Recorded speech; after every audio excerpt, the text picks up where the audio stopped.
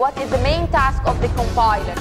The main task is to translate the source code program into a program written in a machine language and understood by the processor. Exactly. The cat outside.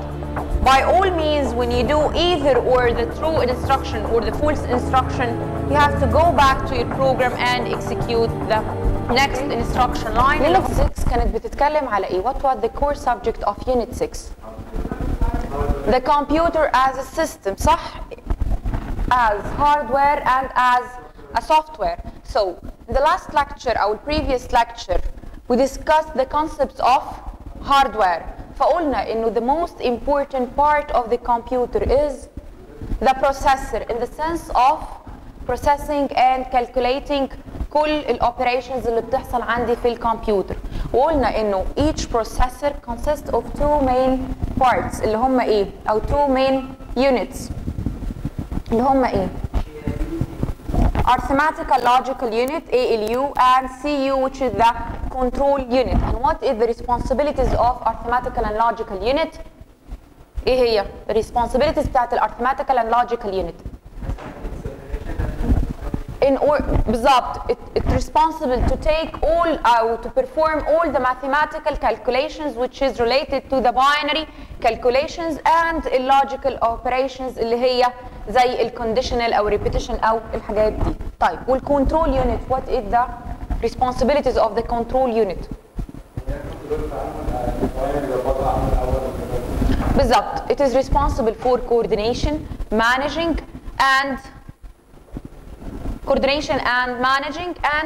ايه instructing all the other devices attached to the computer. فهتلاقوها مسؤولة عن coordination والmanagement of processes between the circuits اللي موجودة في المotherboard أو connected to the motherboard, وكمان coordination between the CPU and كل ال other parts اللي هي physical parts اللي هي attached to the computer such as printer, memory card, fax card, NIC اللي هو network interface card, Vega card and so on. فبتعمل coordination and support and management ما بين كل ال parts بتاعة ال CPU Central Processing Unit, وكمان بتعمل management and coordination between the CPU itself and all other external parts that attach to the motherboard. وقلنا إنه كل each one of the arithmetical unit أو ال control unit عندهم a small sized memory with a very high speed اسمها إيه؟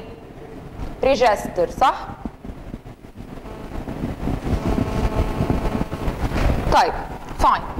This was the hardware part, the core and essence of any computer. طيب what about the software part?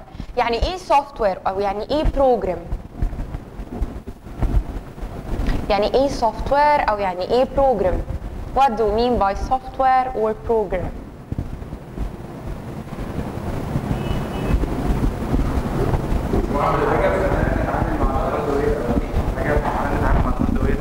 حاجة بتخليني اتعامل مع الهاردوير. ايه هي الحاجة دي؟ instructions. يعني ايه instructions؟ تعليمات orders instructions, صح؟ يعني ايه instruction؟ steps. Switch off your mobile please. The program or software, it means a set of instructions or steps that tell the computer what to do exactly in order to perform a specific task. لو عايزة أعمل print، لو عايزة أعمل save، لو عايزة أعمل any task in the computer، المفروض إنه there is a specific order الكمبيوتر أو الابلكيشن بتاعك أو السوفتوير بيقولوا للهاردوير parts in order to perform التاسك دي. بيقولوا إزاي it's not one only a single order, it is a set of instruction steps مكتوبة ورا بعض in order to perform the specific task. الكمبيوتر بياخدها as a hardware parts be executed sequentially يعني by order واحد ورا التاني علشان يقدر ينفذ by the end line، يقدر perform أو take out التاسك اللي انت طلبتها منه. طيب so We said that the computer program or the computer software is just a set of instructions tells the computer what to do in order to perform a specific task. صح؟ طيب الانستراكشنز دي مكتوبة بإيه؟ أو saved إزاي؟ بماشين لانجوج. يعني إيه ماشين لانجوج؟ ويعني إيه programming language؟ يسمى programming language. Machine language, the language that is understood by the computer, and programming language is the language that understood by the programmer. طيب if the computer understands the machine language, so does this mean that the human being cannot understand it? And if the programming language understood by the human being or the programmer زي ما قلت, does this mean that the computer will not understand it? يعني لما اجي اتكلم مع human being واخليه يعمل program, اخليه يعمله بprogramming language, طب الكمبيوتر هيفهم الكلام ده ازاي as a machine؟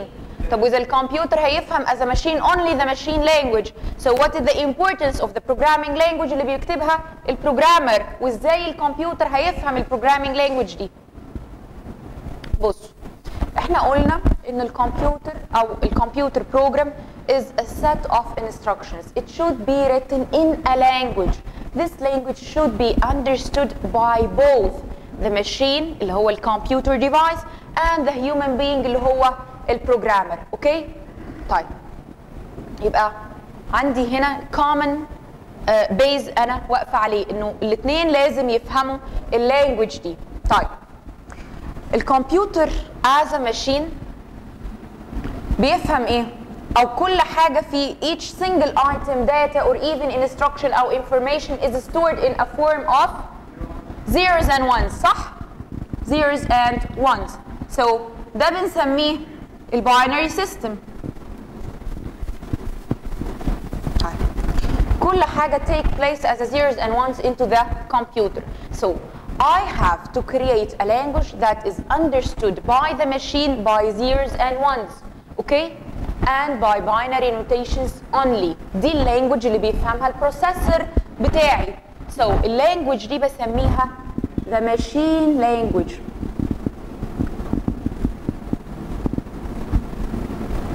Okay? دي الماشين language. It is a type of programming language. خدوا بالكم. Any language that are used to write a program called a programming language. So the machine language is a programming language. بس the point في الماشين language أو اللي بيميز الماشين language إن هي it is written into zeros and ones and understood by the processor. Okay? طيب. بعد كده عندي other different types of languages. عندي حاجة اسمها low level programming language وعندي حاجة اسمها other language called a high level programming language. يبقى أنا عندي this is the first programming language which is the machine language. بعد كده عندي the low level and the high level programming language. Low level programming language, its work into zeros and ones only, can be understood by the processor directly. What is the benefit of that? الفايدة ان يبقى عندي ماشين لانجوج مكتوبة بالزيروز اند وانز والكمبيوتر او الماشين او البروسيسور بتاعي بيقدر اوتوماتيكلي على طول يفهمها. هاي سبيد انت فعلا بتكسبلوت ذا ماكسيمم او فول يوزج اوف يور بروسيسور اوف كل الكابابيلتيز بتاعه البروسيسور بتاعه. وانس ان انت قادر تتكلم او تو interact او تو communicate with the processor or with the code of the computer with its own language which is the machine language zeros and ones, يبقى انت كان هنا provoke all the capabilities of the computer. خلاص مش هتحتاج translation في النص، فهتقدر تستعمل كل الكابابيلتيز to the maximum of your processor. طب دي البنفيت. ايه بقى الدروباك او الكومبلكسيتيز in using الماشين لانجوج دي؟ انت as a human being لما تيجي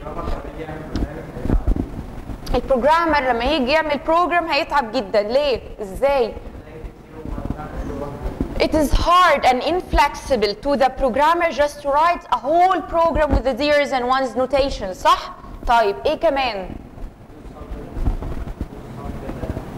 lose some data؟ لا مش هتلوز.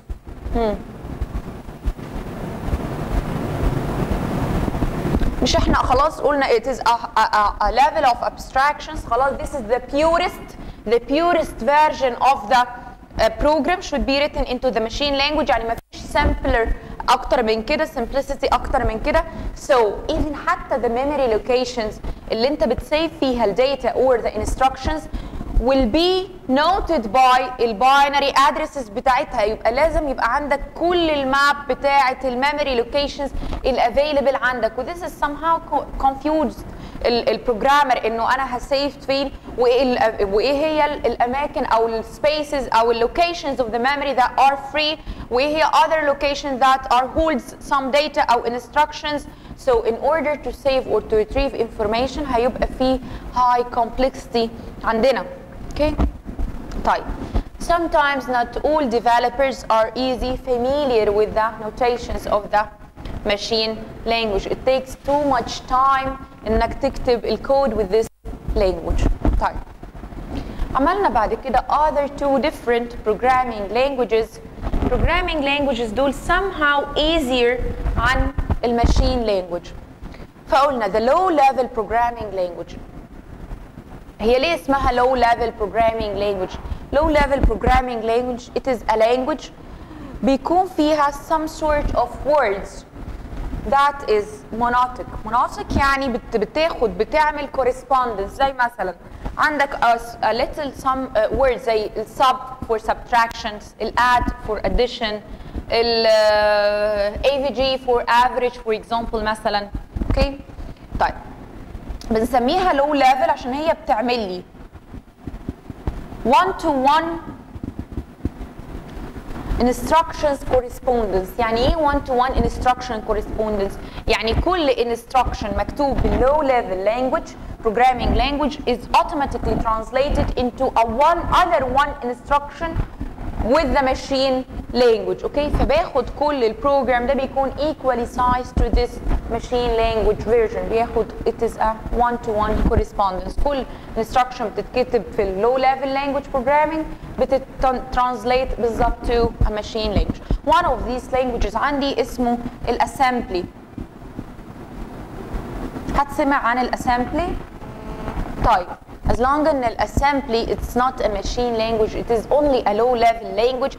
صحيح هي شغاله بالباينري notation as well بس داخل فيها other different wording style. بحتاج الترانزليتر. translator هنا علشان يترانسليت the low level programming language into a machine language. الترانسليتر هنا for example for the assembly بسميه assembler. okay. assembler بياخد a version of all this program that is written with the low level language, translate it into the machine language, save الفيرجن بتاعتك اللي هي الماشين language version.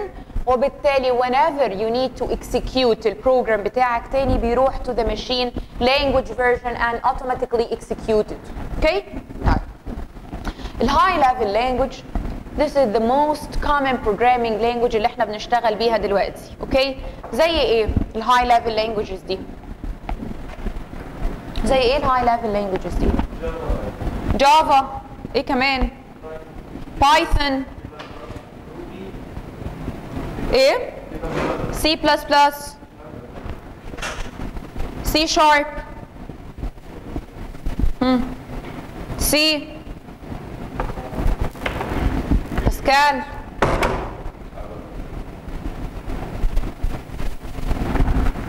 جافا سكريبت. all of these are high level programming languages. يعني ايه بقى high level programming languages؟ يعني ايه؟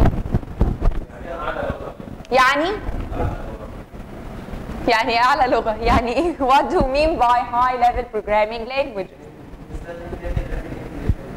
بنستخدم فيها كلمات English. It is somehow near to the English language, the normal English language. That's why it is easy to be used by the programmer. ايه كمان؟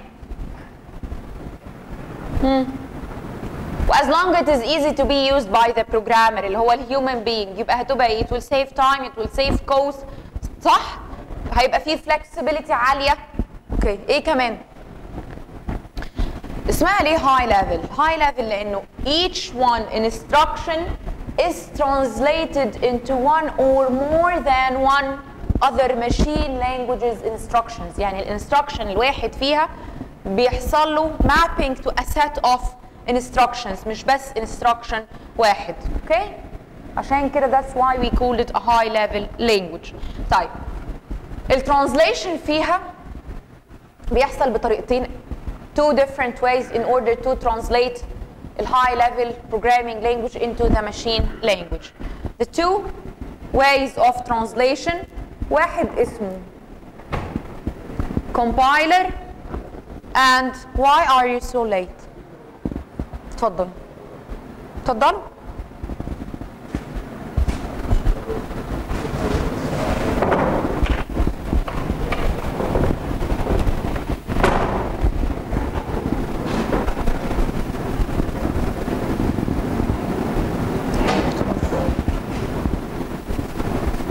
طيب عندنا two ways of translation onto the high level machine language, the compilation and interpretation.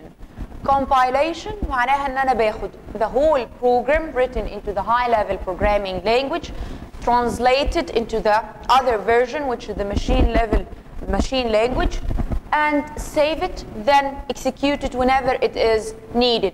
وده اللي بيحصل في الهاي programs والجيمز الموجودة عندك.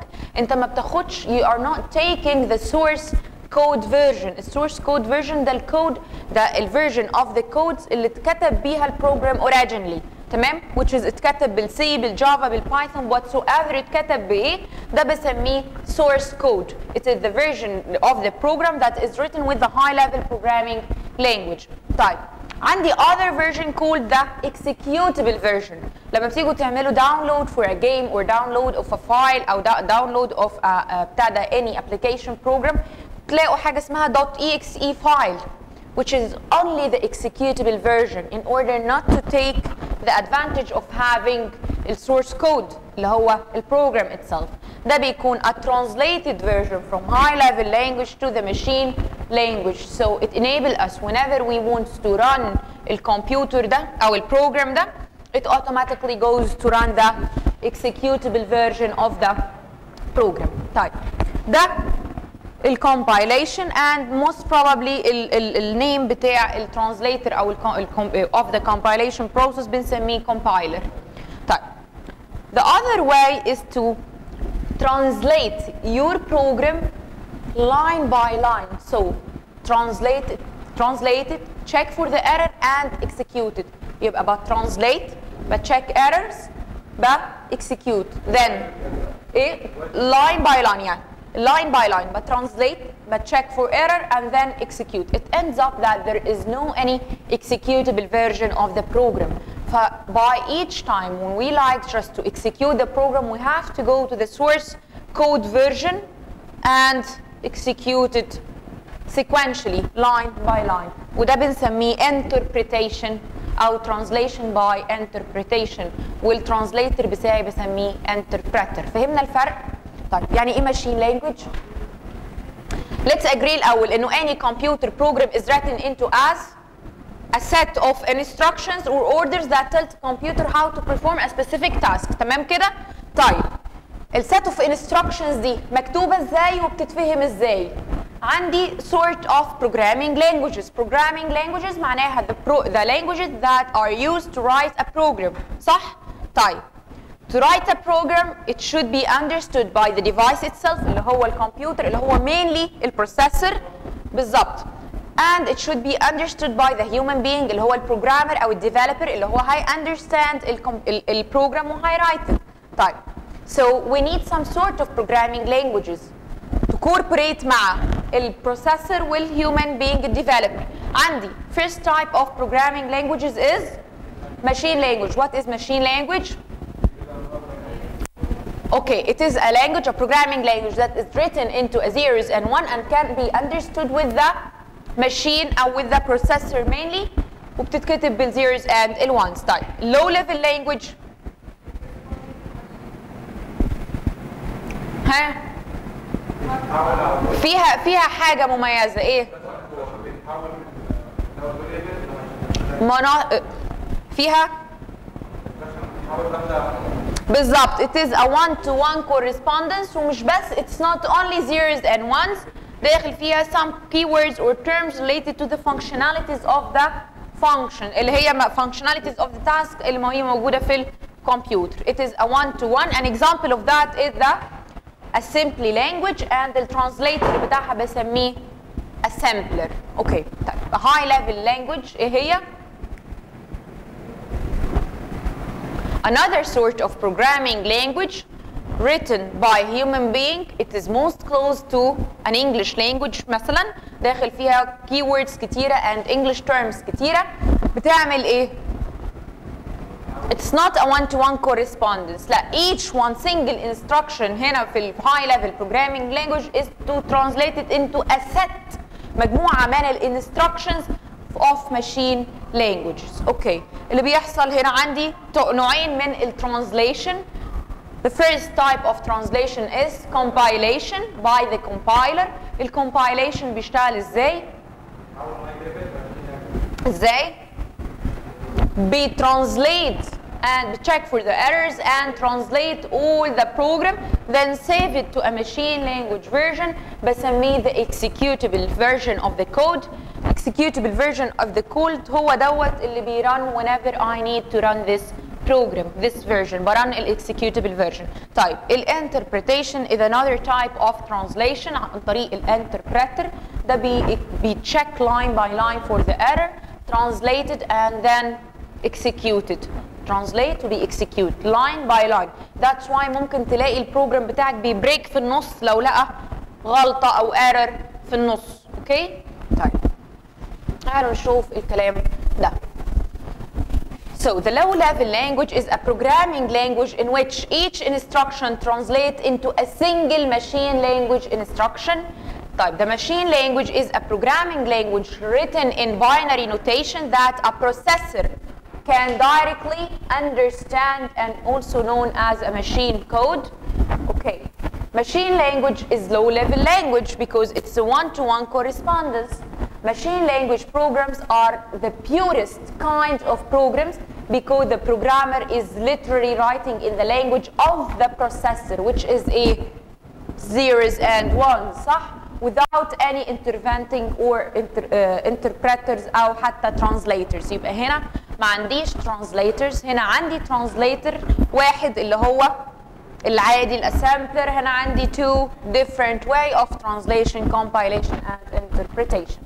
A programmer working in a machine language can therefore exploit يعني to get the maximum as possible as he can from the capabilities of the processor to the full. طيب however there are many disadvantages to reading and writing programs in the machine language. ايه هما؟ ايه ال drawbacks of using machine languages? Point number one, machine language programs are slow and difficult for human beings to read and write because it's always difficult to read and write orders, instructions and to represent the data in the form of zeros and ones. صح؟ طيب. تاني حاجة, memory references are given as actual location numbers. So all what you have to write or to memo is only as zeros and ones. وبناء عليه the programmer therefore needs to assign data to a particular memory location and to maintain a memory map in order to keep track of what has been stored where, what have been stored فين where and which location are still available. Okay, ده علشان to ease الداتا retrieving بتاع الداتا and الانسرشن او الستورينج بتاع الداتا. طيب another different problem اللي هي الثالثة انه each family of the processors understand only its own version of the machine language. So ما اقدرش اكتب program مثلا يشتغل على Pentium 4 واقول ان انا هستعمله في Core i5 مثلا or Core i7. مفيش compatibility between the two processors. That's why it will not be easily understood, especially كمان ان مفيش translator. Okay? A processor cannot correctly execute a program that has been written in a machine language of another family of the processors. Clear? Any problems لحد هنا؟ طيب, these are the three main disadvantages of using a machine language as a programming language for programmers or developers. طيب, a assembly language is a low-level programming language which use a mnemonic language. يعني ايه؟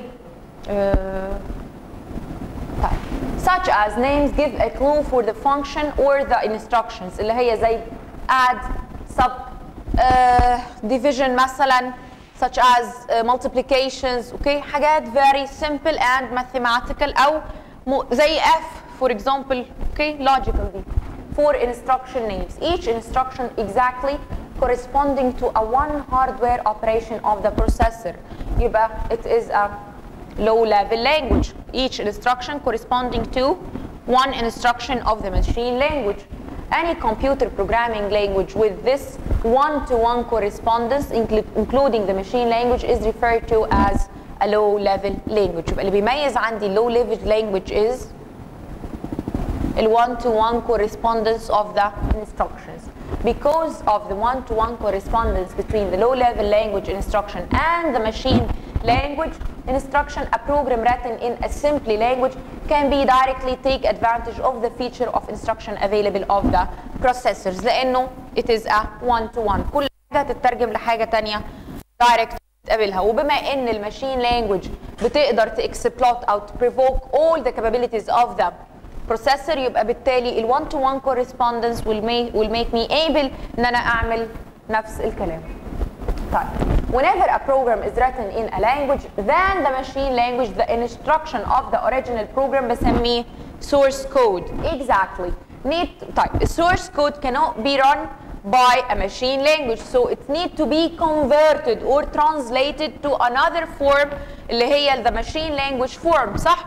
يبقى أنا محتاجة هنا a translator. طيب, so it needs to be converted into equivalent machine language instruction. The task of converting the source code to a machine language is done by a special program called translator. هيختلف معانا بعد كده اسم الترانسليتر ده with a higher language. هنلاقي sometimes اسمه compiler, other times اسمه interpreter, زي ما قلنا في الاسمبلي اسمه assembler. okay, بس it is the process of converting a source code from any language to a machine language form ده بنسميه translation process. okay, ترجمة. So when the source code language is an assembly language, the program that does this translation called assembler. okay, as assembler بيعمل ايه بقى؟ take an assembly language program and generate, بصوا, generate and save an equivalent program in a machine language. This machine language program can then be executed. أنا مش بعمل run للsource code guys, أنا بعمل run to the executable version of the program. أي executable version, this should be saved by a machine language code. صح؟ فاهمين؟ في حاجة صعبة؟ guys ورا sure. okay. تعالوا. The third language or the third level of language, which is the high level language, it is a programming language in which each single instruction, this is the most important part, each single instruction might be translated into a several machine language instructions. كل instruction عندي it should be or it may be mapped to a number of instructions في machine language. Most programmers write in a high level languages. ليه بقى؟ Because these languages are easier for human beings to use because it's most probably close to the English language. High level language instructions tend to be closer to English and other natural languages. What are the benefits beyond that? This leads to increased programmer productivity لأنه هيبقى understanding بتاعه والwriting بتاعه أسهل. صح؟ As well as it will not consume more time. Furthermore, بالإضافة إلى due to their increased readability هتزيد القراية بتاعتك أو capability of reading and perceiving and understanding of other codes with high level language دي will increase. طيب, programs written in high level languages are easier to debug and to modify. To debug, to check for the errors, and to modify to fix the errors. since each family of the processor understands only its own instructions written in its own machine language, programs written in high-level language need to be translated as well لكل machine language for each processor, صح? For each family of processors to such a machine language. There are two different mechanisms of translations موجود عندنا في high-level languages which are interpretation. يعني ايه compilation? What do you mean by compilation?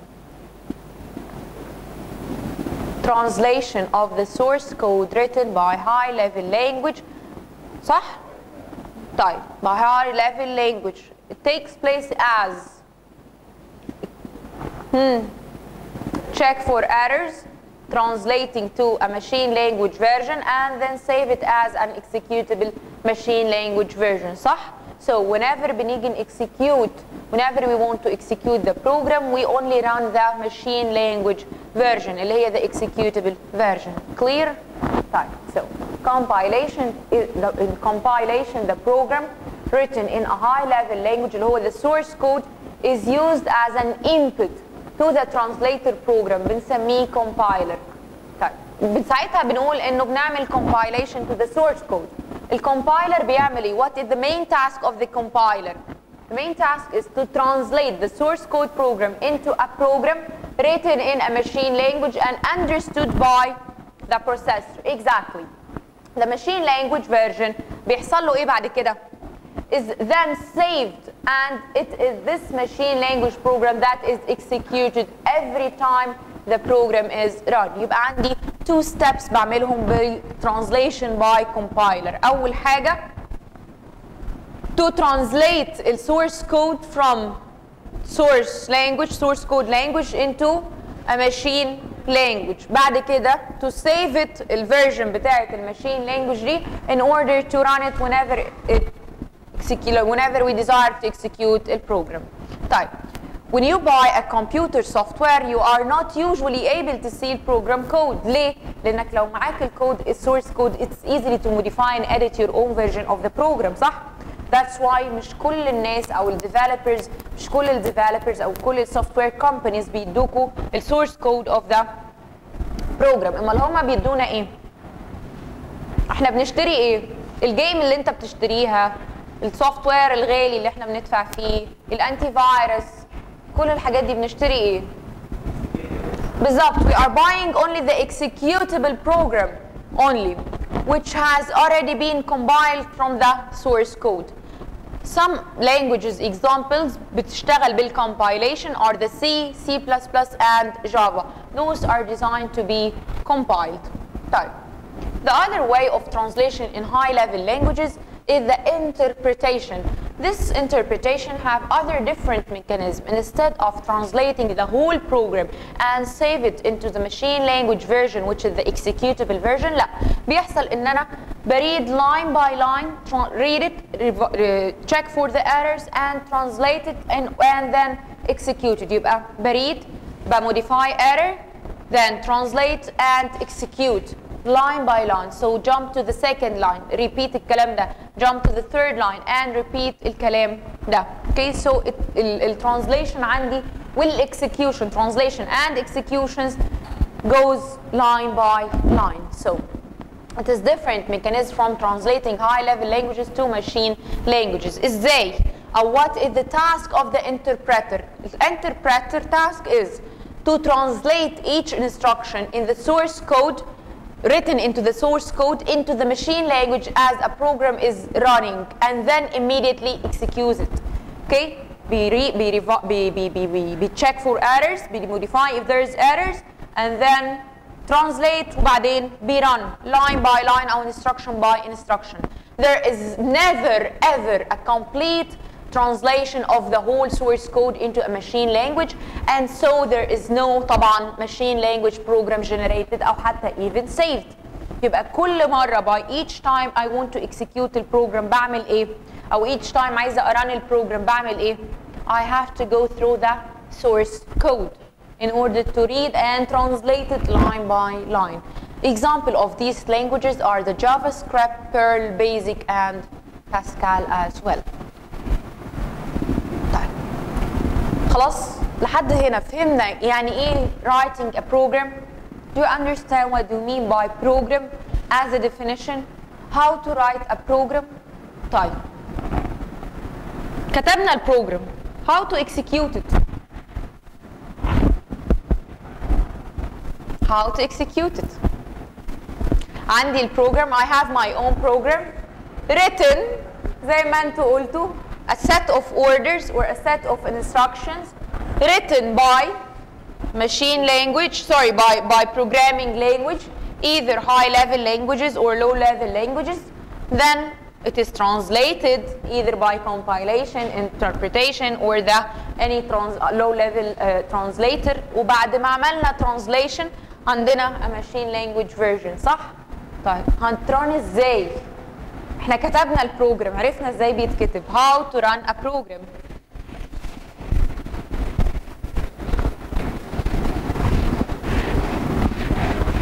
How to run a program.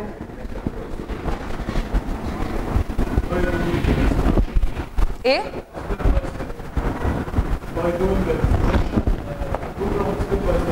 Perfect. Will you say it again? By قول صح. You are تقول صح. Guys please.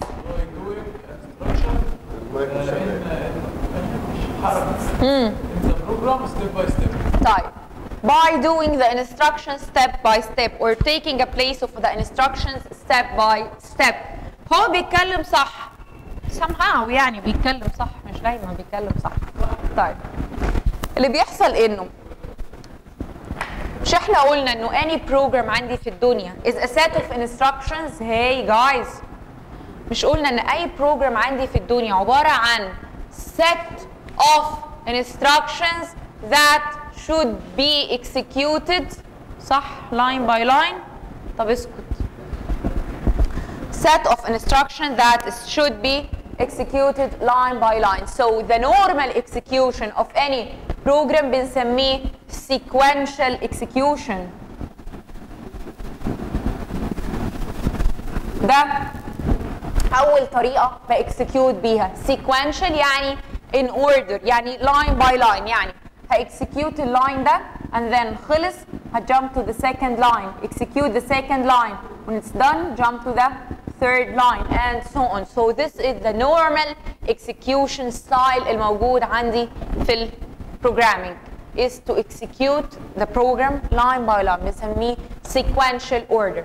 طيب بس sometimes بعمل some other tasks بتخليني ابريك السيكوينشال مود اللي موجود عندي such as ودول بسميهم control instructions.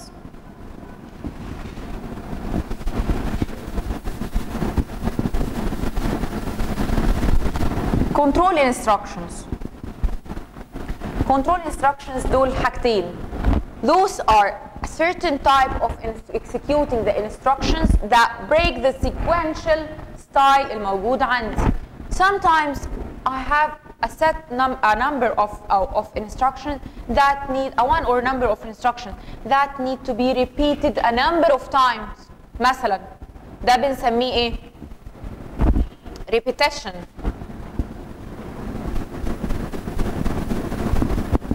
repetition انك تعيد عندك a block of code او a number of instructions عايزين نكررها كذا مرة. زي ايه مثلا؟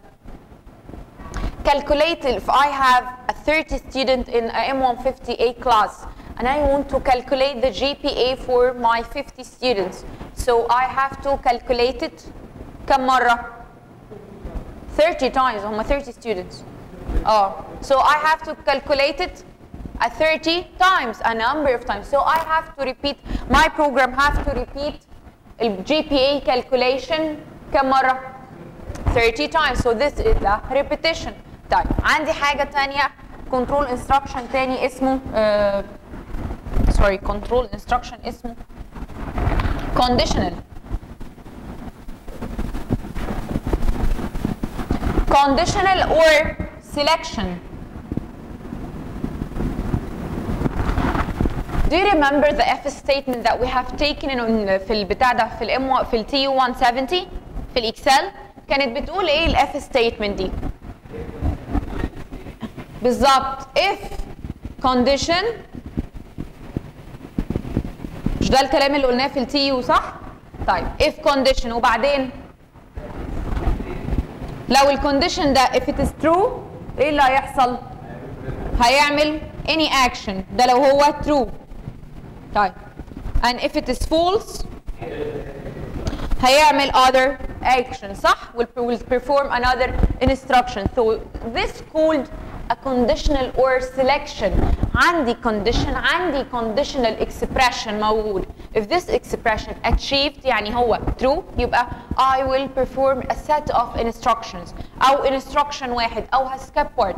If it is not true إيه اللي هيحصل؟ يعني false، يعني مش achieved، ما تحققش الكونديشن ده، يبقى هعمل another set of instructions أو another instruction تاني.